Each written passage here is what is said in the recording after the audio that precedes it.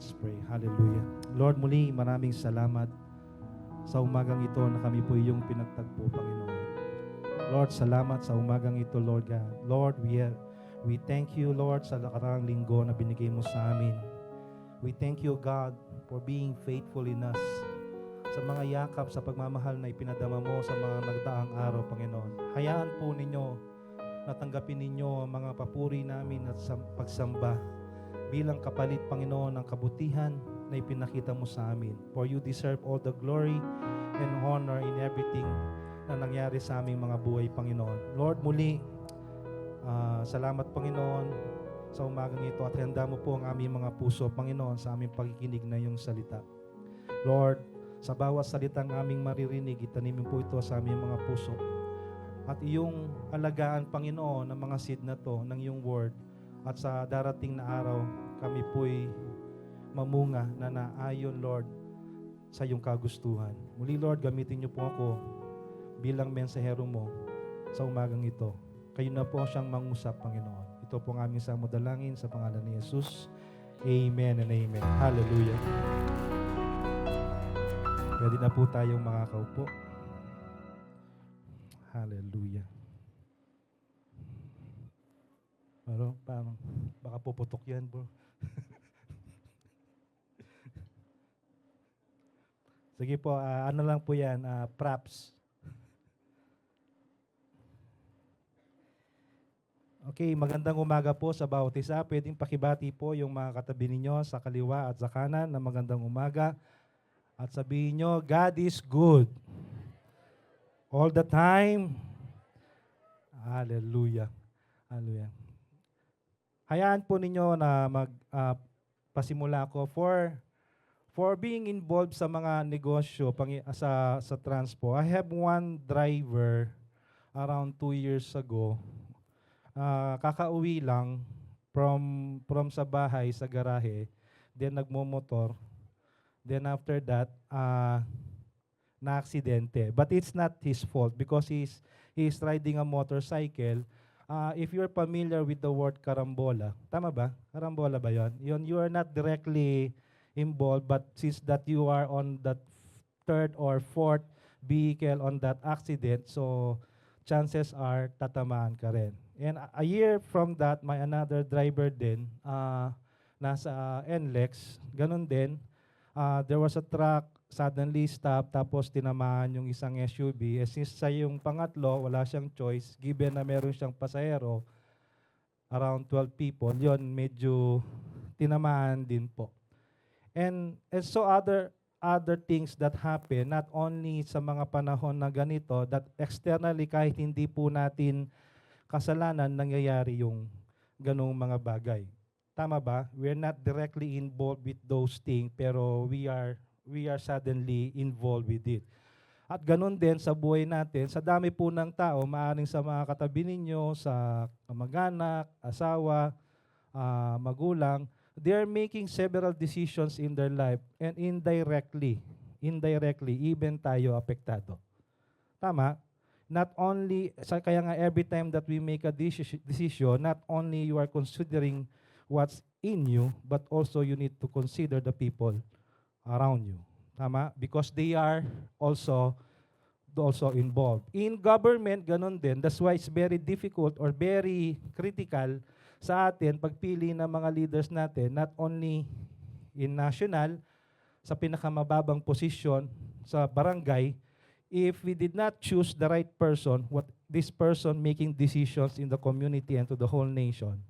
So definitely, whatever the decision is, it also affects us. Kasi yun nga ang structure ng community. But let me start yung first verse on Ephesians chapter 6 verse 12. That goes in line with this. Sabi dito, Ephesians chapter, ayun na naman. Dali. Sa gitna. Alright. Bro, flash na. Ayan. Sabi sa Ephesians chapter 6 verse 12, for we wrestle not against flesh and blood, but against principalities, against powers, against the rulers of darkness of this world, against spiritual wickedness of this world, against spiritual things that could happen not only on the things that we see physical, but they're also happening in the spiritual realm. So, kadalasan tayo ang judgment natin sa ating buhay, ang unang-unang sukatan lang natin kung ano ang nakikita ng ating mga mata. Because meron nga ang kasabihan, to see is to believe. Tama?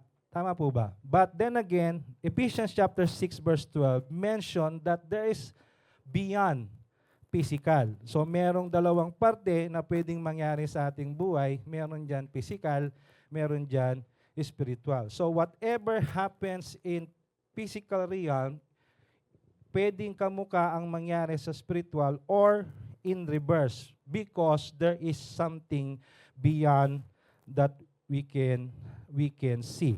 So, kadalasan yung mga nangyayaring problema o krisis sa ating buhay, maaring yan ay minsan kagagawan natin, tama, no? Maaring din minsan hindi rin natin kagagawan. So, maraming nangyayari sa buhay ng mga tao na indirectly could affect us. I myself, I'm involved for the last 6 months do sa mga aksidenteng nangyayari. Nandiyan si Sir Police. Na-experience ko yan kay Sir. I'm involved with national project ng gobyerno for the last 6 months and 60 to 70% of my time is nasa daan ako.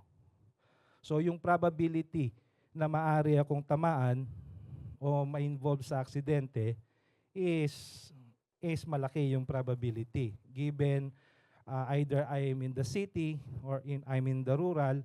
So maraming factors. So for the last 6 months, I am hit 3 times. So hindi ko po binebenta ang kotse ko at pick-up ko, pero pwede rin po. Di naman po. I am hit 3 times. I am not involved with it, pero ako ang laging tinatamaan. And most of all, karamihan dun sa 70% of my time, I am worshiping, I am listening to the Word of God, and I'm listening in worship, in praises, and even itong mensahe ngayong umaga was developed during my driving time. Kasi doon nag-rem na yun na yung aking pinaka-personal worship. So yung kadalasan, wala lang akong recorder, I can make songs while I'm driving. Kung meron lang akong recorder, meron na akong makakanta. I can make messages during driving, and this is one of it. And during those accidents, I could see that in times of this, nakikita ko yung presensya ng Panginoon nasa akin. So God's word, when His presence is within us, He said His presence will guide and protect us. Tama? And the same thing with our message for today, we will talk about, nawala ako. Brad, nandiyan na ba? Ayun. Wala kasi dito. Joke lang. We will talk about living in the presence of the Lord. I'm very happy last Sunday, nahapahapyaw ni Sister Edna yung isang part o isang guidelines na yun nga, giving importance with the presence of God. And I will dwell much more in this. So, given unto that, sabi ko nga kanina, if the presence of the Lord is not with me, possible, it could be worse. But thank God, by the grace and mercy of the Lord, the protection of the Lord is there. And through that, I gave more and more importance that I should put myself always in the presence of God. And there is one person that could teach us kung gaano ka-importante yung presensya ng Panginoon coming from the leader itself. Let's, if you have the Bible, if you have that cellphone, meron kayong Bible, please guide, let's read 1 Samuel chapter 16, verse 14 to 23. To give you, before we start reading 1 Samuel chapter 16, eto si King Saul. He is ordained to be king.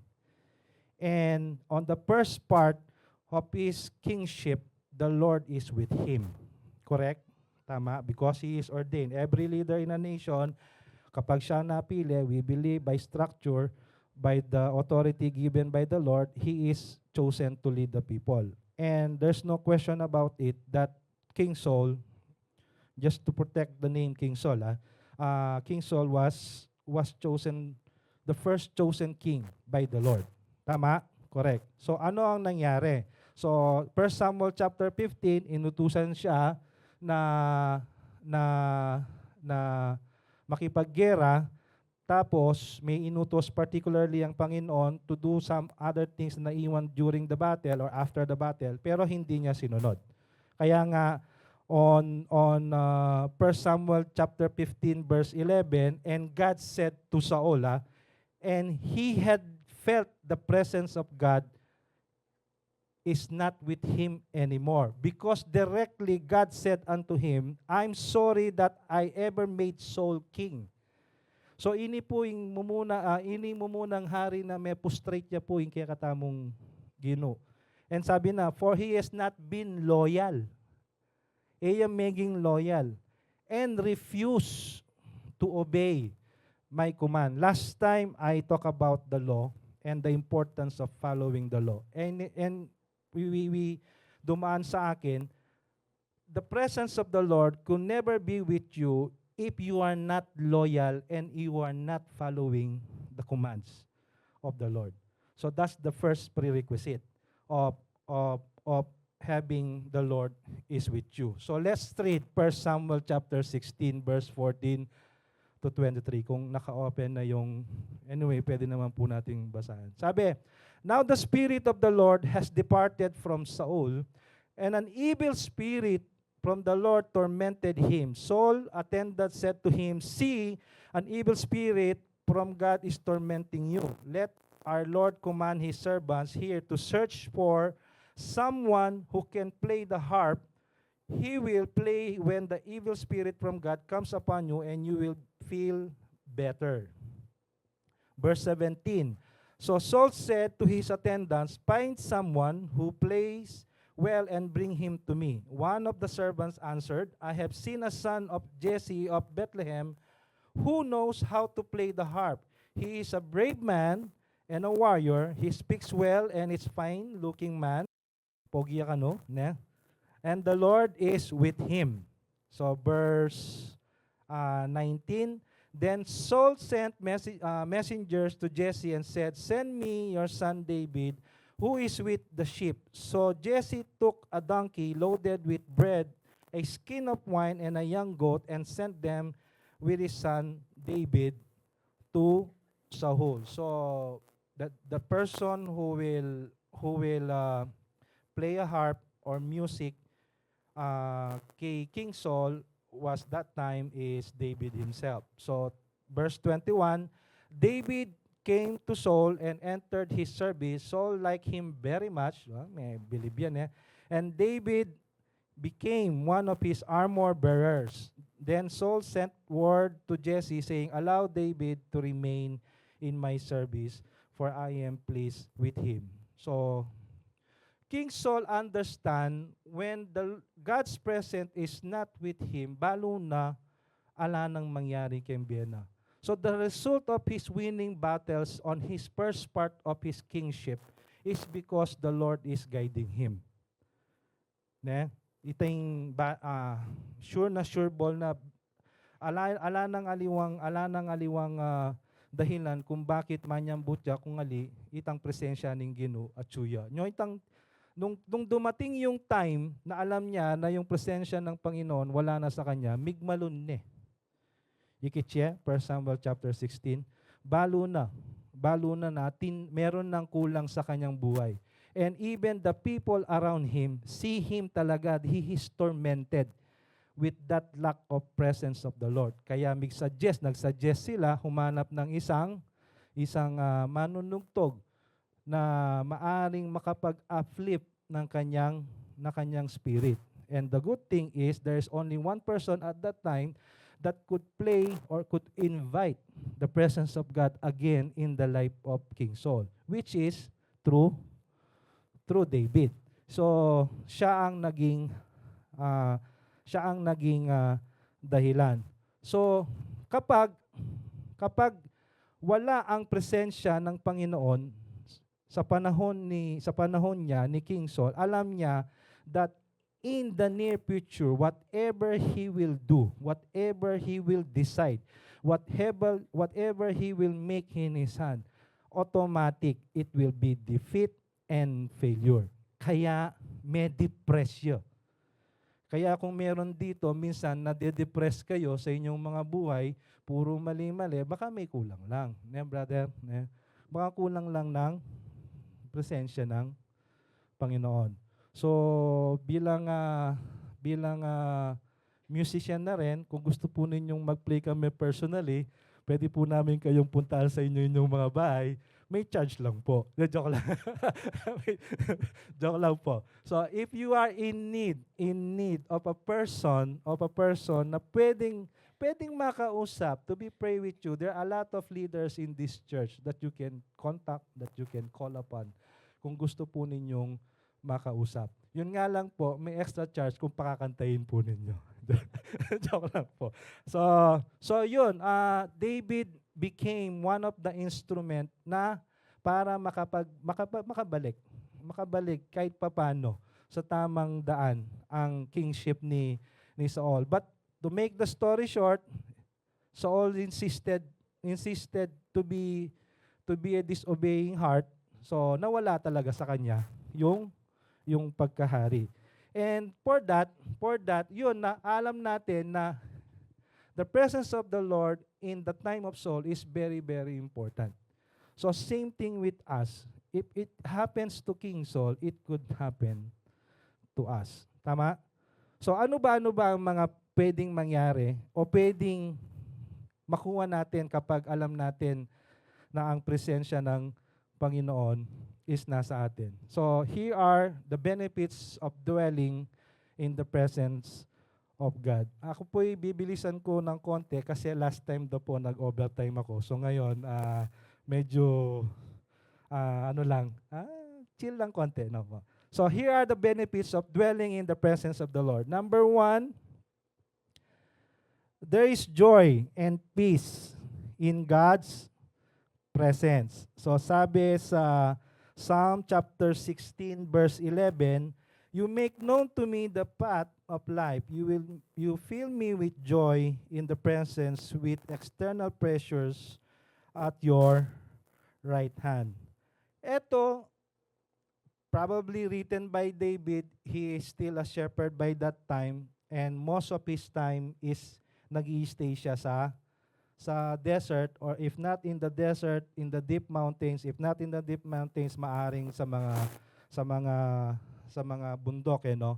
And the exposure of him in terms of the danger sa panahon, sa mga wild animals is nandyan. Tama? But still, David found peace and joy. Kumbaga, in layman's term, makatudtud yapang manyaman kembengi. Ating bang makatudtud manyaman kembengi? Banta po patuturan na kayo.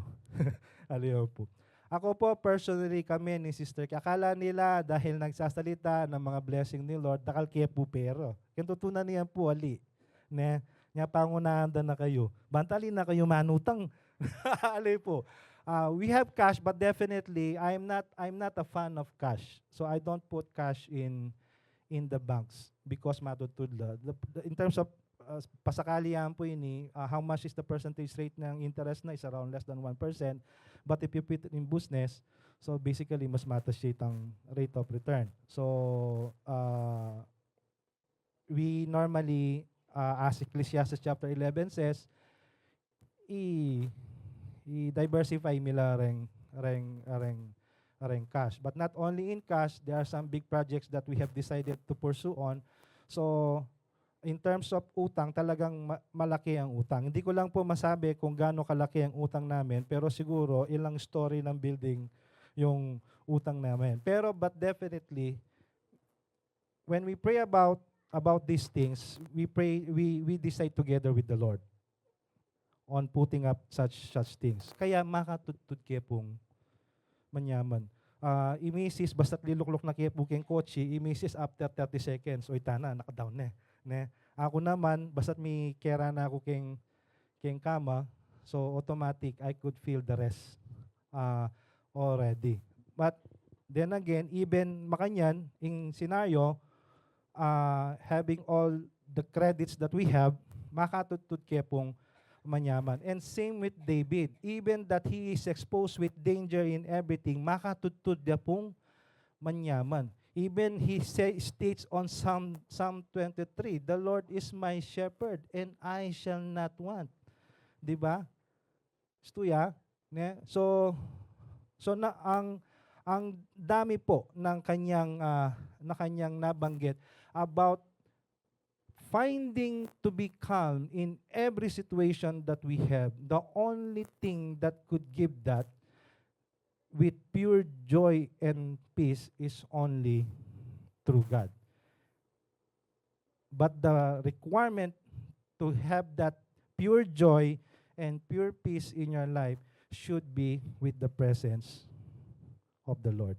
Kapag alaya po yung Ginoo, keng gulot tamo o keng side tamo, di ba? Itang parable of the sun, kitang beach, di ba?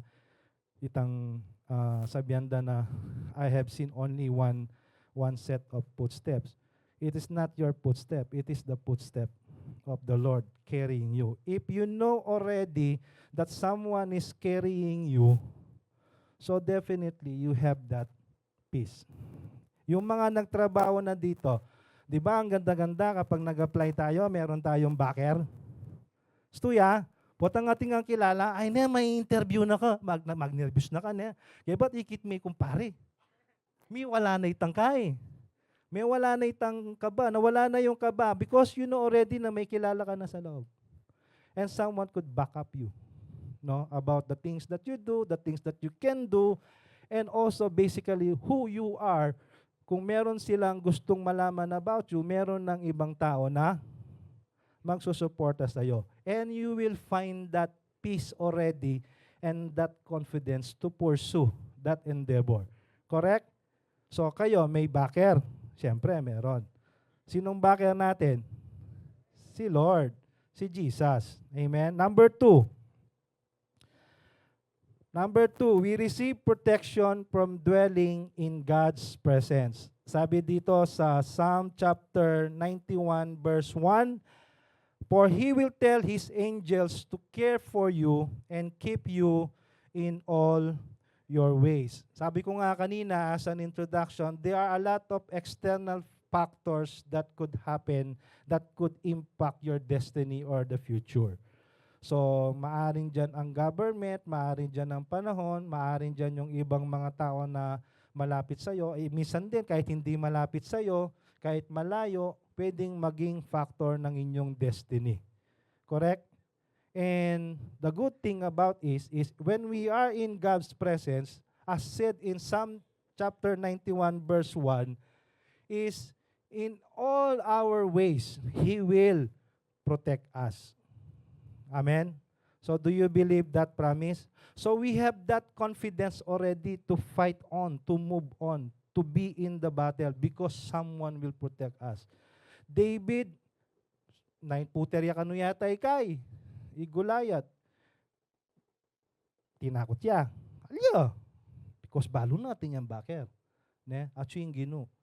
Kaya, so whatever mountain of problems that we have, whatever mountains of danger that we have, susulong at susulong tayo because alam natin, ang Panginoon nasa atin.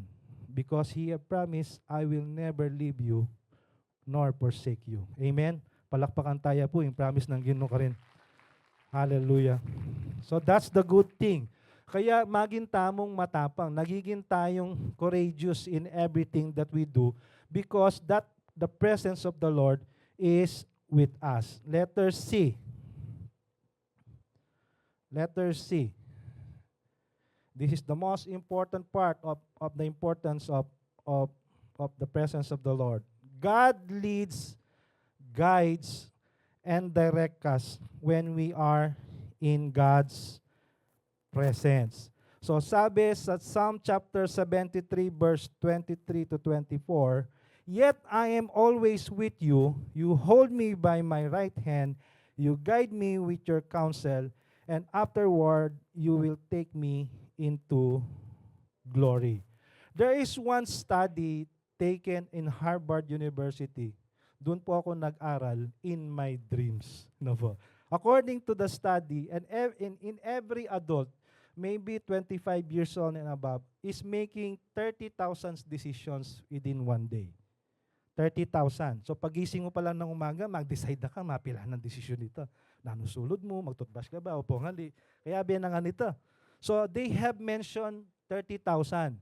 So mula nung pagkagising mo hanggang ipikit mo yung mga mata bago matulog, you already make 30,000 decisions. Sa mga bata, 18 years old and above, medyo malayo naman ang diferensya, 3,000. So, kasi dinan mo lang bakal mag-aral na, lahat to, muli na labali, ne? Kaya ba't sabihin, makakapagal ko? Ali. Because the criticality of making decisions very less because they are guided by someone or somebody na above them because of their parents. Kaya minsan, yung 30,000, some of the decisions is for your decisions for your children, for your parents, sa trabaho, and so forth. So, ang dami, no? 30,000 na decisions within one day. Ne? So, tas yung gamit nyo. Tas nyo yung kamay nyo, your right hand. Tapos, lipat nyo dito, sa kabila. Yan, tapik-tapik. Good job for the 30,000. No? So, ibig sabihin, you have made 30,000 decisions. But here's the statistics. Para makakuha ka ng summa cum laude, ang yung rating in college should be minimum 1.25. So, it's not 1. Summa cum laude. Pinakamahirap na award sa college. Sa engineering, robot once na may nikwayang summa cum laude. Ne? And so forth. Sa mga high school, with highest honor, the requirement, if I'm not mistaken, is 98%. Diba? With high? 97? Highest. Highest. O ibig sabihin, may percentage of error ng 2 to 3%. Correct? Tama? So, diyang maging kang with high honors, magaling na ka, o summa cum laude, ating ka pa rin percentage error of 2%. If you will multiply that on the 30,000 decisions that you are making, you can make a mistake of 600 decisions in a day. Did you get it? So, pwede kang magkamali ng 600. Paano kung yung 600 na yon are the most critical part of your life? Patay na. Did you get my point? So, given all the decisions that we make, kailangan natin ng tao. Kailangan natin ng gabay. That is more than us, which is Jesus. Because, as mentioned in the Bible, Jesus is not summa cum laude. Jesus is not with honor roll. Because the Bible says Jesus is perfect. Amen? He is 100%. So kung meron man ako sa negosyo, if you want to learn things, you should be with the people you want you to be. Kung gusto mong maging mayaman, sumama ka sa mga taong mayaman para matuto ka. If you want to be perfect, you should be with Jesus. Correct? Para yung probability mo na magkamali ka is malilesen because you know someone is guiding you in your 30,000 decisions. Ne? Kaya minsan, di ba, once na sinabi na tell me your friends, then I will tell you who you are. Kung yung kayabe mo, basalagulero la, so dakala chances, basalagulero ka rin. Ne? Kung ila, lasenggula, o mabarkada la, chances are, makanyan ka rin. Kung pagsugal na rin abe mo, so definitely, on the other factor, pwedeng sabihin na ganon din ikaw. So, sa atin, on the 30,000 decisions having the error, it could be lessened if we are always with God. Amen? Amen po ba? So, isip-isip lang. Pag-uwi nyo ng bahay, 30,000. Lord, pilan na po rin mali ko. Ne? But the good thing about that is, even may kamali ka, chutana, may kamali na kita 600. The good thing about having mistake with the 600, there is another way para milako kaya ka itang bad effect na nitang 600. It is called mercy and grace. Sometimes, or most of the time, may kamalita na, but because the presence of the Lord is with you, because the love of the Lord is with you, instead na ikaw ang makakaranas ng dilubyo dun sa maling desisyon, it will be created by God into another opportunity. Amen? So, nang kasanting, as mentioned by Psalm chapter 73, no? With your right hand, ne, you hold me. Lagi ing gamat na ning Ginoo at tsuke katamo. And every time that we make a decision, is He guides us. Even that we make mistake, afterward, sabi na on the last line, afterward, you will take me into thy glory. Even that you make a mistake, the end of it will be itas na ka. Amen. So if there is an importance of having the presence of the Lord, ito na po yung tatlo. That's the most critical factor why we need the presence of the Lord. We want joy in our lives. We want peace. Bisa tayo makatutod masalese. And number 2, we are exposed with different factors of danger in our life. Definitely, we want protection. And lastly, everything that happens in our life requires decision. If it requires decision, somebody should guide us. And the Lord said, He is our great counsel. Amen. So all of these three, if we decided to be in the presence of the Lord, always, is we can get this three things. And there's no other sample that I could take on giving the importance of the Lord na pwede nating makuha sa isang bansa kundi ang bansang Israel. On our present time, if you are reading the news, di ba marami na siyang nakakaway? So Lebanon, Gaza, Egypt, Iran, and yung external factor. They are flying missiles from other country. But none of that, for the last year, tumama hardly hit sa bansang Israel. So we could see that the God is protecting yung hand ng bansang Israel. But here are the samples. Bakit kaya ganon ang nakikita natin? Even when we read the Bible, we could see that God is protecting Israel. O sige, tanggalin na natin ang Bible. We go to the news already. Kahit ano-ano pang news. We could see in our present time that also God is protecting the nation of Israel. Because this is it. Sabi, Israel giving importance on the presence of the Lord. Israelites o yung mga Jews, malaki ang binibigay nilang importansya pagdating sa presensya ng Panginoon. That's why they are doing things or building things para ma-ensure nila na the presence of the Lord is with them. And even Saul kanina, di ba, dahil nalaman niya na wala yung presensya ng Panginoon, migmalo niya. Because he knows the importance of the Lord. And these are the testament why the Jews or why the Israelites is very important with them. The first thing that they created for God is yung tabernacle of praise. This is in the time of Moses. They have built. Eto sila, istorya, they came from Egypt, but definitely they are involved for 40 years in the wilderness.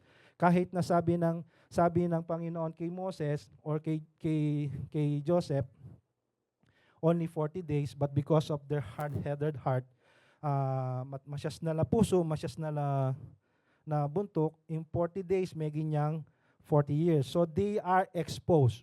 So then again, they return back on the requirement of giving importance to the presence of the Lord. Any tinipaya ang presensya ng Ginoo. What they did is they make a tabernacle. Bakit tent ya? Because every now and then mag-move. Mag-move ya in tent. Every now and then mag-transfer la from one area to another. So they need to make sure that the house of the Lord should be the same. So every time that they move, they will pack the tent, then they will reassemble it again. Then they will be assured, no karin laman at you, in presensya ng Ginoo at chuya karela. Because they could never reach the promised land unless they have the presence of the Lord is with them. Diba? At chula kin disyerto, na pedala ng Ginoo karela. Mana, ibon. Wrong spelling nga mo po. Na ibon, no? Tubig. Kahit na disyerto sila, just tap the rock. Then lalabas yung ano. And the most important with the tabernacle is every time that they need to talk with the Lord. Because on the tabernacle, it is designed, there is a holy place, they could talk to God directly. So that is the purpose of the tabernacle. So masasabi natin sa 40 years na pag-travel nila from Egypt to the promised land, they are with God because of this. Number 2, after David, they have already reached the promised land. David dream or David plan to put a permanent place sa ating Diyos by building that first temple of the Lord. So ito yung first temple. But it is not made in the time of David because as mentioned on 1 Samuel, dahil David's hands is involved with battle, may dugo sa kanyang kamay. So he instructed that David is not the one who will build the temple. It is his son Solomon, because his son Solomon is clean. So on the first case, Solomon was ordained. The first thing that Solomon had made is to build the temple. So anong nangyari nung nagawa ang temple? Anong nangyari sa 40 plus years ni Solomon? He became the country of Israel by that time is the richest country on the time of Solomon. Did you get that? No? Siya na yung pinakamayaman because Solomon has priority first na ma-build yung temple. So, syempre, pasakali ako. Paano naman tayong new gen? No? So, eto na. Kasi assignment ko po to kay Pastor. Kailangan ko ma-introduce sa inyo. So, next slide is, eto po yung sa atin. Yan. So, we've been praying to God for a couple of months that, alam nyo na, we are only renting. And 3 years ago, we have purchased a lot for around 800 square meter. And ang plano natin is mapatayuan siya within 3 years' time. So, not only giving the importance of the presence of the Lord, because every one of you, we are the individual temple of the Lord. So the Lord is living with us because we are part of the New Testament church. Correct? So ang kailangan natin is a beacon or a structure that will represent us to help the people in our community. So our main factor is to jumpstart that light, that salt in us through building ng New Gen Worship Center. Yan. So, I will encourage each and everyone to pray with us.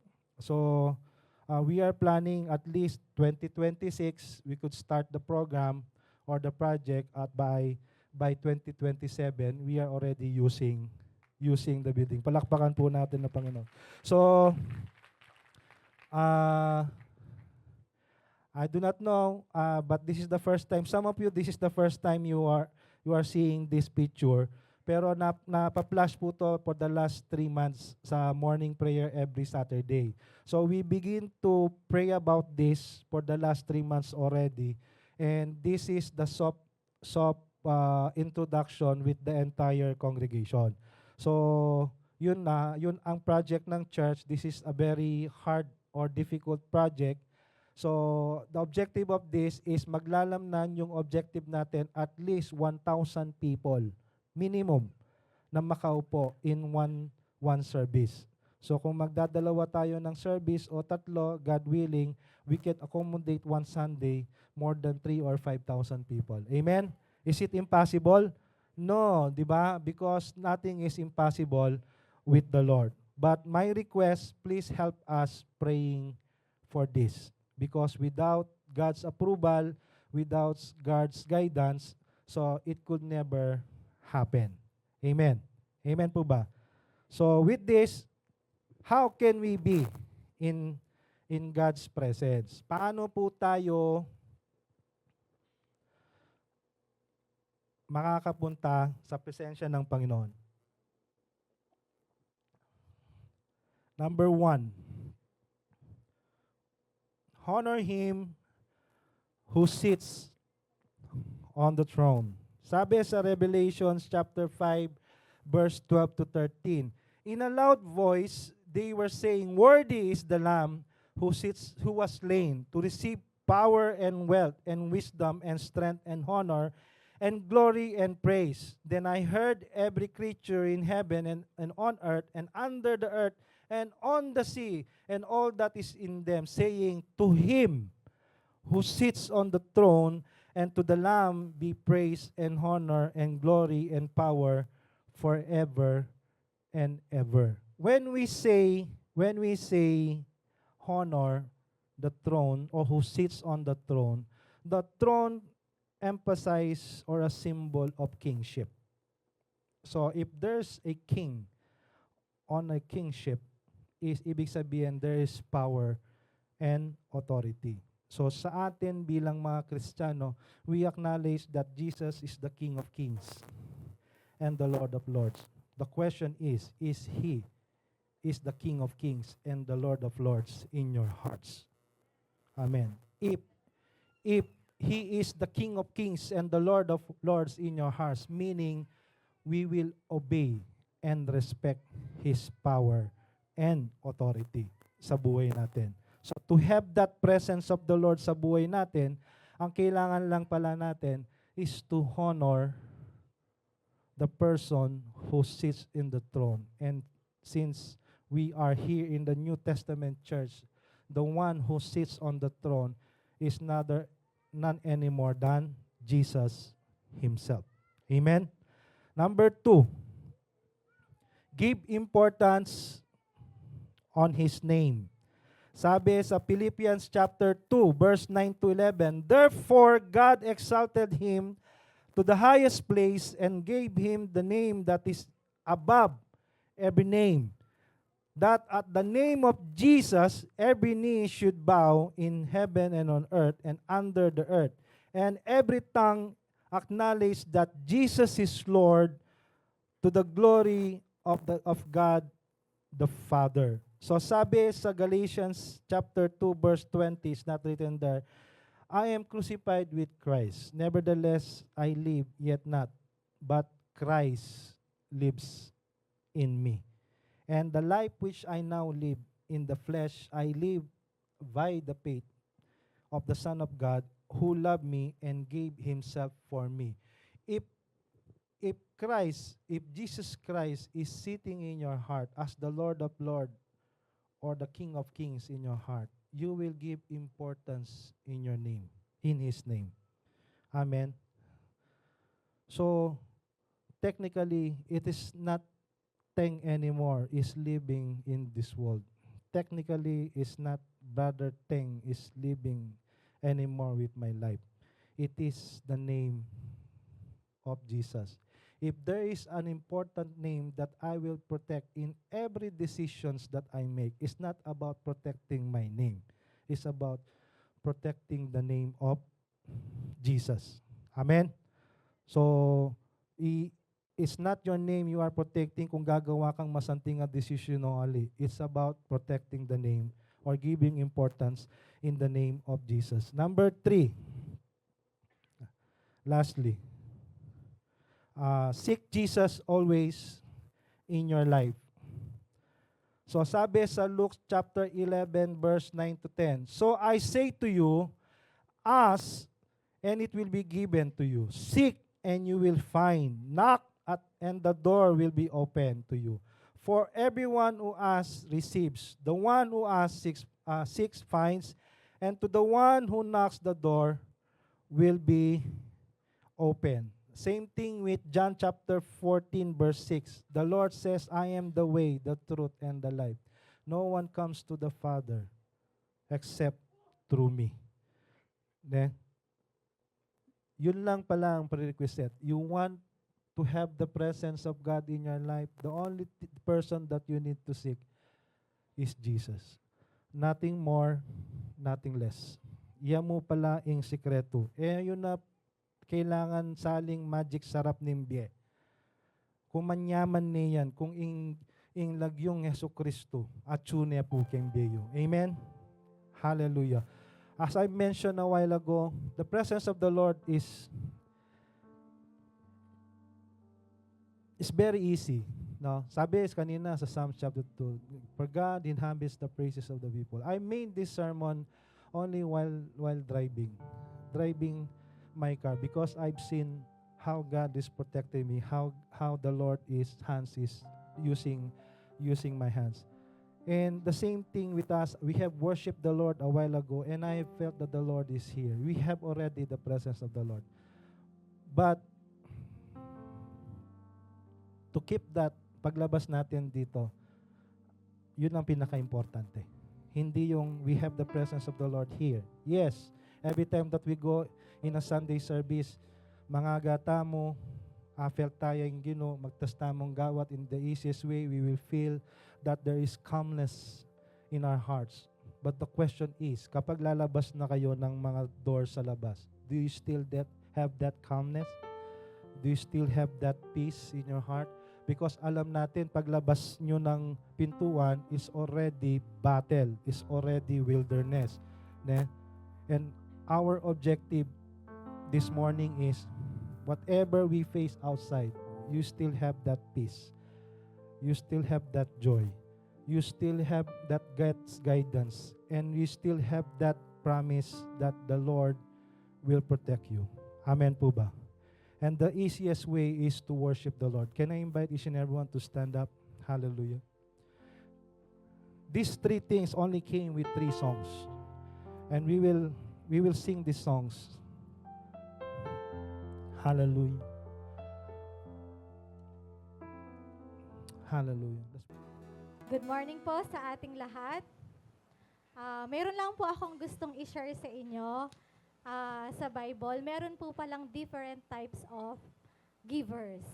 So, ito po yung number 1, the willing giver. Sabi po sa Genesis 22 verse 1 to 19, ito po yung kwento kung saan si Abraham, inialay niya ang kanyang anak na si Isaac sa Diyos nang walang pag-aalinlangan. Willing niyang ibigay yung kaisa-isa niyang anak sa Diyos. At dahil po doon, siya ay tinawag na the willing giver. Susunod po yung the big little giver. Ito naman po yung kwento sa Mark chapter 12 verse 42 to 44 na patungkol po dun sa widow o yung babaeng balo na naghulog ng 2 pirasong barya at kinalugdan siya ng Diyos. Bakit po siya kinalugdan ng Diyos? Dahil yun na lang po yung kanyang ikinabubuhay. Yun na lang po yung natitira sa kanya. Ibinigay pa niya para sa Diyos. Susunod po yung the consecrated giver. Sabi po sa 2 Corinthians chapter 8 verse 1 to 5, ito naman po yung tungkol sa mga tao sa Macedonia, na kahit may mga pagsubok silang mabigat na pinagdadaanan sa kanilang mga buhay, masaya pa rin po silang nagbibigay sa Diyos. Tayo po kaya, kapag po ba may mga pagsubok tayo sa buhay, masaya pa po ba tayong nagbibigay sa ating Panginoon? Susunod po yung the voluntary giver. Sabi po sa Luke chapter 19 verse 1 to 9, ito naman po yung tungkol kay Zaccheo na maniningil po ng buwis. Kung alam niyo po yung kwento na yon. Dahil nakilala ni Zaccheo ang Diyos, willing po niyang ibigay yung kalahati ng kanyang kayamanan at ibalik sa mga tao na kanya pong kinuha yung mga pera. Willing po daw niyang ibalik para sa mga taong mahihirap. Dahil po iyon sa pagkakakilala niya sa Diyos. And then yung number 5 po, yung last, yung the greatest giver. So ito po yung sabi sa John 3:16. Alam naman po natin, parang ito yung kung merong national anthem, ito yung sa Bible na John 3:16. Ito po yung ibinigay niya ng Diyos, ang kanyang bugtong na anak, para po iligtas po tayo sa ating mga kasalanan. Na bagamat hindi tayo karapat-dapat, ang Diyos ibinigay niya ang kanyang anak para po sa atin. So sa iba't ibang uri po ng giver na nabanggit dito, halos sila po ay kusang nagbigay sa Diyos na walang pag-aalinlangan. Hindi napipilitan at galing sa kanilang mga puso. Tayo po kaya, ano po yung kaya natin or willing nating ibigay para sa Panginoon? Ito ba yung trabaho mo? Ito ba yung pinagkakakitaan mo? Or kahit ano na pwede nating ibigay sa Panginoon? Oras, paglilingkod, hindi lang naman po financially ang hinihingi ng Lord, kundi yung buhay natin, kung paano po tayo magpapagamit sa Kanya. Sabi po sa Luke chapter 6, verse 38, magbigay kayo at kayo'y bibigyan din. Hustong takal, siksik, liglig, at umaapaw pa ang ibibigay sa inyo. Sapagkat ang panukat na ginagamit niya sa iba ay siya ring ginagamit na panukat sa inyo. So, grabe po yung ng Lord, no? Kapag po tayo ay nagbigay sa Kanya, ibabalik niya ng siksik, liglig, at umaapaw na blessing para po sa atin. Ano man po yung mga kalalagayan natin sa buhay, maliit man po o malaki ang halaga na ibibigay natin, hindi naman po iyon yung tinitingnan ng Diyos. Ang tinitingnan po ng Diyos ay kung ano po yung taos sa ating mga puso. At every time po na tayo ay magbibigay ng ating tithes and offerings sa Lord, samahan po natin ng ngiti sa ating mga mukha para po ang blessing ay overflowing. Kapag tayo po ay nagbigay sa Lord, sigurado na ibubuhos niya ang pagpapala na walang sukat paglagyan sa ating mga buhay. Amen po ba? Sino po yung naniniwala doon na walang sukat paglagyan kapag po tayo ay nagbigay sa Diyos? Amen po? Amen. So ngayon po, inaanyayahan ko po ang lahat na tumayo at kuhanin po natin ang ating mga tithes and offering at ipanalangin po natin sa Panginoon. Itaas po natin yung ating mga tithes and offering. Hallelujah, Jesus. Hallelujah, Lord. Panginoon, napakabuti mo sa buhay namin. Bagamat marami kaming pagkukulang sa iyo, pero ikaw ay tapat at dakila sa aming mga buhay. Lord, salamat po, Panginoon, sa bawat araw na binibigay mo sa amin, sa bawat blessing na natatanggap namin. Ngayon, Panginoon, kami naman po ay magbabalik para sa iyo. Na kung ano man po, Panginoon, yung kaya naming ibigay, ang aming mga tithes and offering, Panginoon, Lord, i-bless niyo po ito, Panginoon, at magamit sa ikalalago, Panginoon, ng iyong gawain, O God. Lord, sa lahat po ng mga magbibigay ngayong araw, Panginoon, nakikita mo ang kanilang mga puso, Lord. Ikaw po ang patuloy na manguun sa kanila. I-bless niyo po ang mga nagtatrabaho, promotion, Panginoon, ang ibigay mo sa kanila sa mga nag-aaral, Panginoon. Bigyan mo ng wisdom, Panginoon, sa kanilang pag-aaral, Panginoon. At kung mayroon man po dito na nahihirapan, Panginoon, Lord, kayo po, Panginoon, yung kumatugon sa mga pangangailangan nila. Alam po namin na hindi kayo tumitingin sa halaga, bagkus, Panginoon, tumitingin kayo sa aming mga puso. Pagpalain niyo po ang bawat isa, Panginoon. Ito po ang aming dalangin. In Jesus' name, Amen.